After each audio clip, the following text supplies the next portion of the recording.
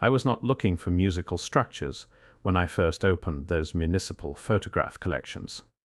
I was cataloging bridge renovations, nothing more than a side project tied to 19th century resurfacing campaigns and canal infill projects that reshaped entire districts without much ceremony. Stone arches appeared in frame after frame, sometimes half submerged, sometimes already capped with fresh pavement, sometimes exposed only during reconstruction. At first they looked theatrical, indulgent, the sort of decorative masonry civic planners favored when cities wanted to appear prosperous. That assumption did not survive measurement. The internal spans were too wide for water flow. The curvature ratios did not match load calculations for carts or rail. Cavities ran through keystones where solid mass should have been doing the work. I compared maps, excavation diagrams, maintenance logs written decades apart, and the proportions kept repeating in cities that had never shared contractors or budgets. Surveyors appeared only as signatures in margins, clerks as initials beside cost estimates, road crews as faint silhouettes in photographs taken before asphalt sealed everything shut again. Curiosity lingered longer than comfort. Once two cities matched, coincidence still felt possible. When five did, it began to feel mechanical. By the time a sixth set of arches surfaced under a resurfaced boulevard, identical in scale and curvature to one buried beneath a harbor road 3 countries away, the explanation of ornamental excess stopped working. Whatever these bridges had been designed to do, crossing water no longer seemed like their primary purpose. I began laying the dimensions out side by side instead of trusting my instincts. Span widths, arch radii, interior void volumes, keystone thicknesses, drainage gradients. Numbers remove romance quickly. They either line up with function or they do not. These did not. Bridges meant for wagons carry weight through dense masonry. Canal crossings rely on solid curvature and predictable compression zones. Yet here, again and again, hollow spaces threaded through load-bearing sections like organs inside a rib. Cage. Cavities where inertia should dominate. Chambers embedded where stress maps insisted there should be stone. Municipal engineering reports surfaced next. Dry, efficient documents, budget columns, inspection schedules, reinforcement notes scribbled decades after construction. The people behind them never appeared, only their handwriting and stamps, but the pattern they left behind was unmistakable. Renovations reinforced surfaces, sealants filled cavities, asphalt flattened profiles. No one commented on why those voids existed in the first place. I traced blueprints against surviving structures, then against laser scans from modern surveys commissioned for unrelated transit upgrades. The proportions matched too closely to dismiss. When 3 cities shared the same acoustic pocket ratios, coincidence began to feel inefficient. When 7 did, it felt improbable. Resonance chambers was the phrase I avoided writing at first. It carried weight I was not ready to justify. But hollow keystones behave like tuned cavities when subjected to vibration tests recorded in maintenance appendices. Sound propagation curves bent inward instead of dissipating outward. Low-frequency energy lingered inside the arches longer than it should have. Stone does not do that accidentally. Official design descriptions called them ornamental flourishes, drainage redundancies, aesthetic indulgences of another century. The geometry disagreed, and the longer I let the measurements accumulate, the harder it became to pretend that the disagreement was harmless. The documents were supposed to settle the question: renovation permits, transportation budgets, inspection reports, the dull paperwork that follows any major urban project. I expected arguments over cost overruns, complaints about traffic diversions, debates about material fatigue. Instead, what surfaced again and again were revisions without explanations, appendices removed, diagrams referenced but no longer attached, entire sections reduced to blank spaces where footnotes should have lived. Clerks appeared only as initials, inspectors as faded signatures, archivists as stamped approvals on folders that no longer contained what their labels promised. Whenever a bridge had been sealed beneath pavement, its paper trail thinned. I followed ledger numbers across decades and found them abruptly rerouted into unrelated projects, canal closure proposals that jumped straight from survey to completion without structural analysis. Reinforcement budgets approved for arches that official blueprints insisted were solid throughout. They were not. What unsettled me was not a single missing page.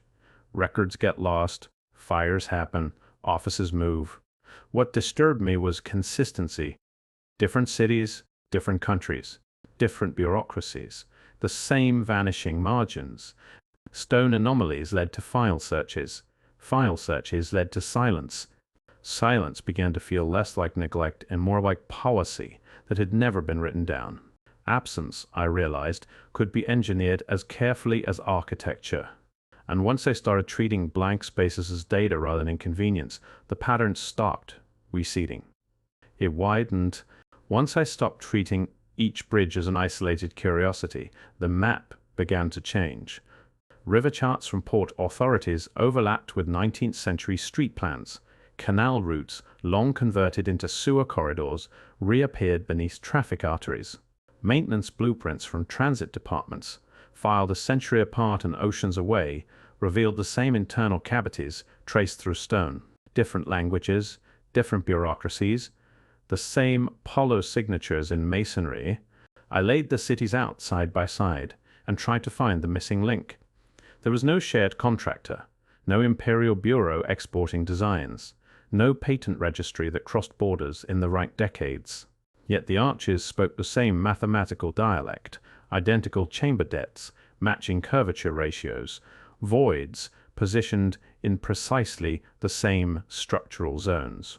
Survey departments surfaced only through grid stamps, transit authorities through project codes, resurfacing firms through asphalt invoices that buried everything again once measurements had been taken.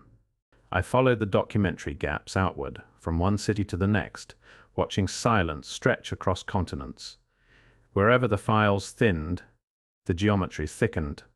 Coincidence receded. What replaced it was something colder. Standardization, not the kind achieved by committees or blueprints passed hand to hand, but by a shared technical language that left no instructional trail behind.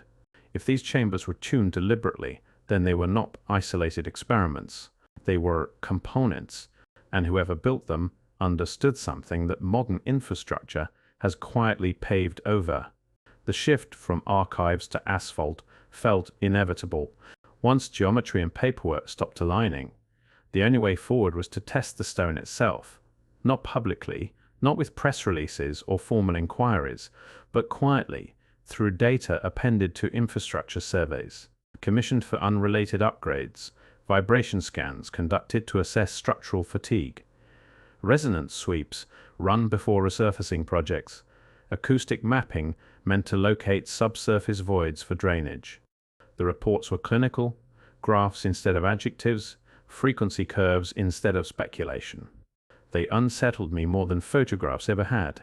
Low-energy pulses introduced into sealed arches did not dissipate the way inert masonry should. Certain cavities caught the vibration and held it. Others redirected it along channels hidden inside the span. Producing amplification zones, engineers typically associate with purpose-built chambers, not 19th century bridges. Structural annotations grew cautious, phrases softened, margins filled with qualifiers. Recommendations for additional sealing appeared without explanation. Acousticians surfaced only through spectral plots, engineers through load simulations that abruptly stopped short of interpretation. The stone behaved like an instrument, not in the romantic sense, in the mechanical one. When identical frequency patterns emerged from separate cities, tested decades apart by unrelated agencies, coincidence lost its remaining leverage. These arches were not just hollow, they were tuned, and if they had once transmitted something or redirected energy through corridors now packed with gravel and pavement, then whatever system they belonged to had been dismantled, without ever being described. That realization did not arrive dramatically. It arrived quietly, and it stayed. The numbers and frequencies forced me backward in time. If these bridges were tuned deliberately, then someone had designed them that way, and design always leaves fingerprints. The patent registries became the next corridor to walk. Engineering manuals from the mid-19th century, proceedings from civic exhibitions where cities once displayed their newest mechanical marvels, catalogs thick with diagrams of turbines, pumps, and acoustic experiments, meant to impress municipal committees hungry for innovation. The pages were crowded with ambition. What they lacked were bridges. Where harmonic chambers or resonance-driven infrastructure should have appeared, there were only tangents, brief mentions of sound-modulating masonry that never developed into full schematics. Footnotes pointing to demonstrations whose transcripts no longer existed. References to construction trials without surviving blueprints. Builders surfaced only through procurement ledgers. Inventors through provisional filings that expired without explanation.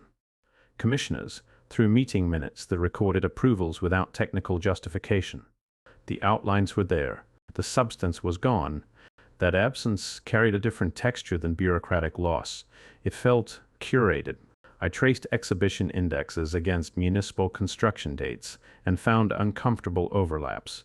Years when cities invested heavily in experimental systems. Years when canal bridges were erected with unexplained internal complexity. Years when technical literature suddenly shifted its attention elsewhere.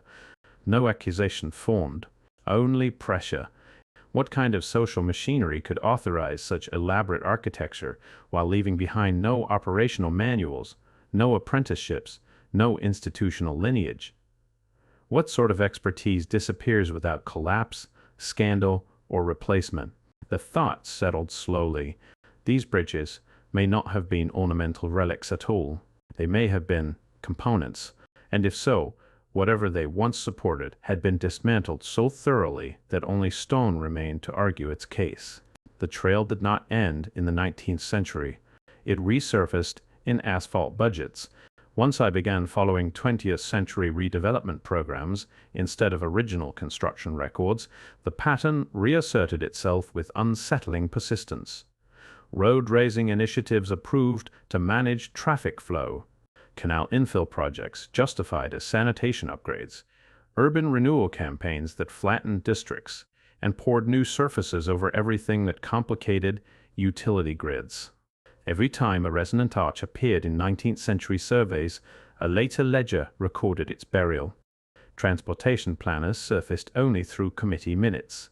City councils, through reallocations that diverted structural analysis funds into resurfacing schedules.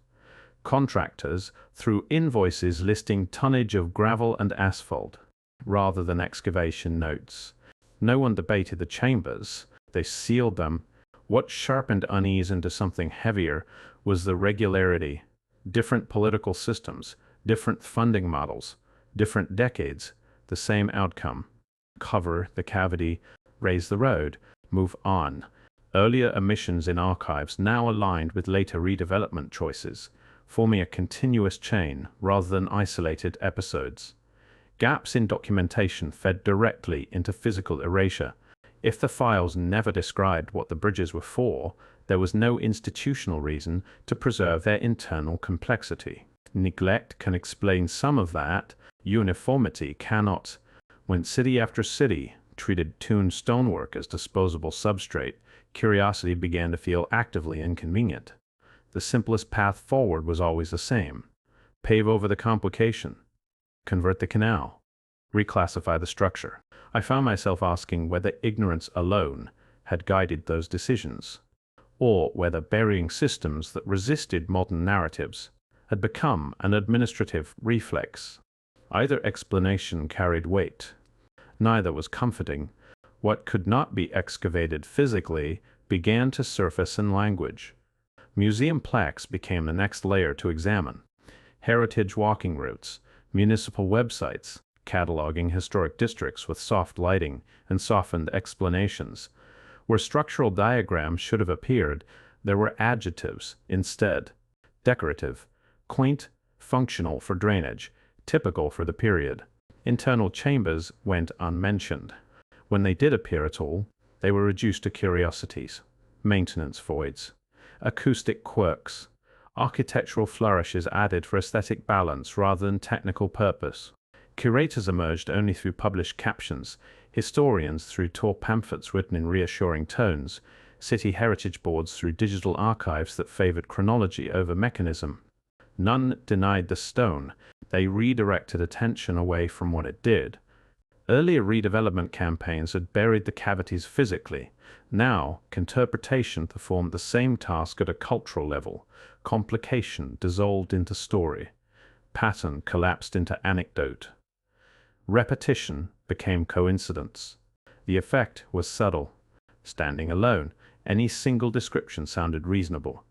Taken together across dozens of cities, they formed a narrative membrane stretched over infrastructure that resisted simplification.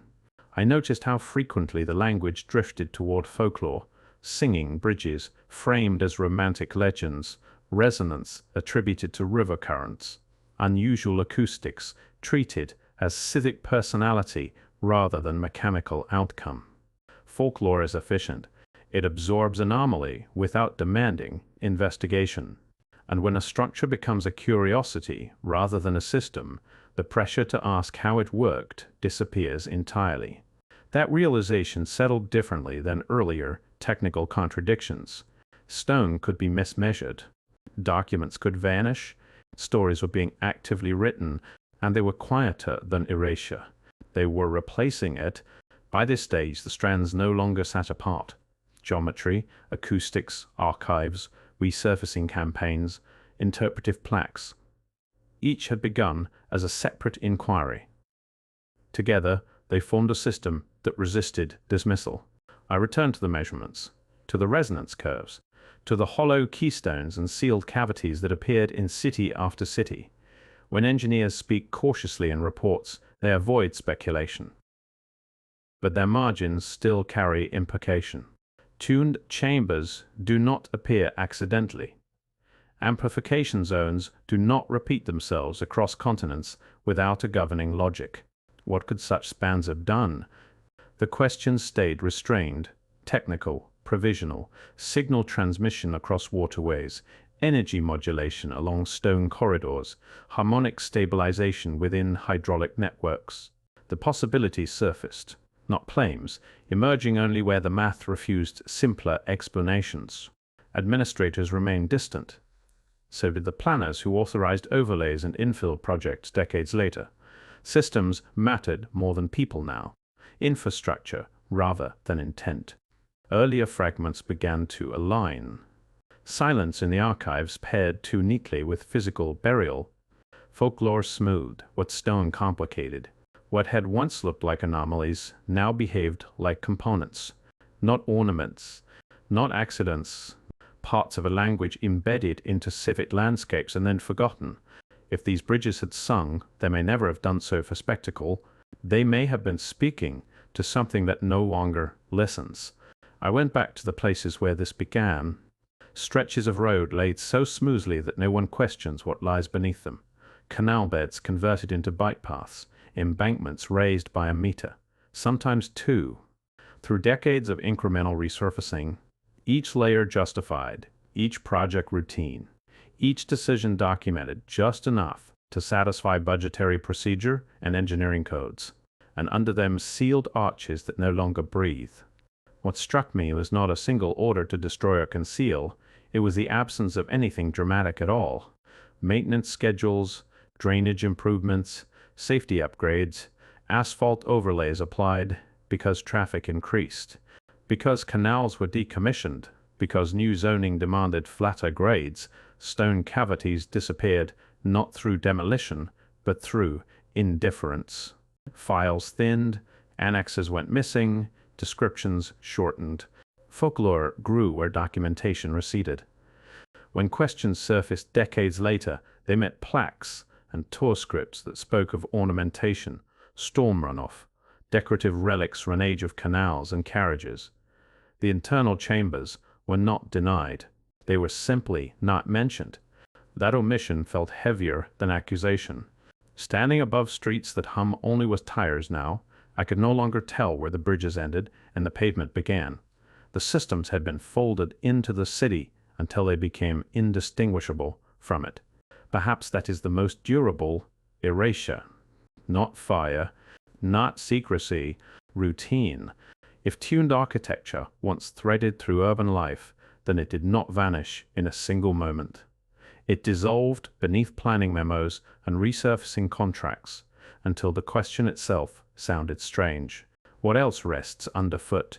What other mechanisms have been quieted by time, paperwork, and the steady forward motion of cities that no longer remember what they were built to do?